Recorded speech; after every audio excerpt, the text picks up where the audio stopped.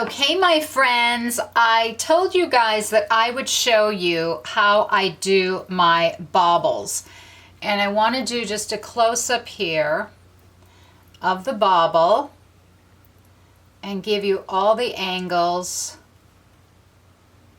And you can see how beautiful that bauble is. Okay, so you get a good look at it from every angle. I will show you my little technique, my trick for keeping the bauble happy. You know, sometimes baubles look very sad. They droop, they have droopy eyes, or what I naughtily call, is naughtily a word? What I call erectile dysfunction of baubles. Okay, so let's say I'm going to create a bauble here, right? So we enter, we yarn over, we do not take the stitch off the needle, right? And we yarn over and go through as if to knit again and pull it through as if you're going to knit, but do not knit. Yarn over again. Go through as if to knit, yarn over again, and one more time, as if to knit, and now you will pull the stitch off the left-hand needle. So I have 1, 2, 3, 4, 5, 6, 7. So now I turn my work to the purl side or the wrong side row. And I do this a little differently than other people. Typically, you will just purl back. I purl that first stitch, then I knit this second stitch through the back loop. I purl the next stitch.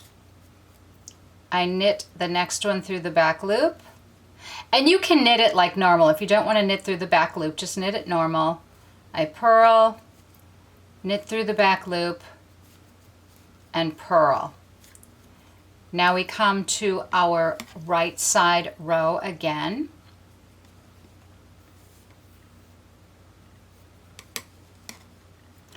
This way I feel like it gives a little more texture to the bauble when I knit through the back loop between knitting and purling. You don't have to knit through the back loop on that purl side. I twist the stitch to keep everything kind of tight. To keep the bauble tighter. I feel like the stitches will be a little tighter because you're twisting the knit stitches. And I feel by adding in the purl bumps, that also gives really nice texture to the bauble. So now I want to knit that first stitch. I'm going to knit the next 2 stitches together. So do a knit 2 together. I'm going to pass that first stitch over, whoops. I will pass the first stitch over that knit 2 together. I will knit the next 2 together. I will pass that over, right? So we keep passing over. This one's going to keep passing over. And this is our last knit 2 together. And we pass over. So there your bauble is complete. But to me, that looks kind of wonky. I put that stitch back on the needle and I do this little crazy thing. I pick up a stitch from the right side of the bauble. I put it up onto the needle and I knit through the back loop. And now my bauble looks pretty good. And then just to make sure that I don't have any wonkiness around the bauble, I do knit the next stitch pretty tightly just to secure it. There's my bauble stitch. If I feel that that stitch is still a little wonky, before I purl it, I'm going to move it over to my right needle. I will again pick up another thread from the bauble putting it on the left needle, and then I put the bobble stitch back onto the left needle, and then I will purl those 2 stitches together. Then I purl this stitch kind of tightly. I've closed up my spaces here, as you can see. And now my bobble stitch, let me get to the right side row. Well, here, I'll stop here. So see now the bobble stitch, see it sits very erect and pretty. In case you're wondering, I am using a DK weight yarn. Just in case you're wondering. Okay, let me put a bobble here. So I will go in as if to knit, right? But we do not take our stitch off the needle. We yarn over, go through the stitch again as if to knit. Do not take the stitch off the needle. Yarn over, go in as if to knit, yarn over, and now complete the knit stitch. Right, so now I'm done and I'm off the needle. Now this will give you 7 stitches, right? 1, 2, 3, 4, 5, 6, and 7. I hope that my camera keeps going out of focus, so bear with me. Okay, so we turn our work to the right side. This time, as I mentioned before, I did the my knit stitches I did through the back loop, but this time I will just do them normally. So I'm going to purl that first stitch, and now I will knit, purl, knit,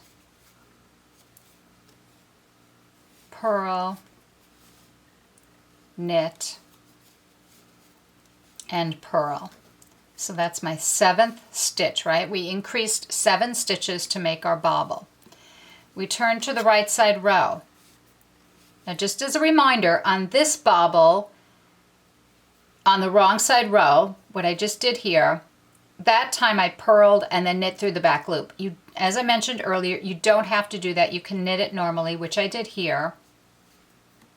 Either way works fine. I just do it through the back loop to make it a little bit tighter, but I don't think there's a big difference. So if you'd prefer, just knit it normally on that purl side when you're doing that. Knit your first stitch, right? And you're going to keep it there because you're going to pass it over the next.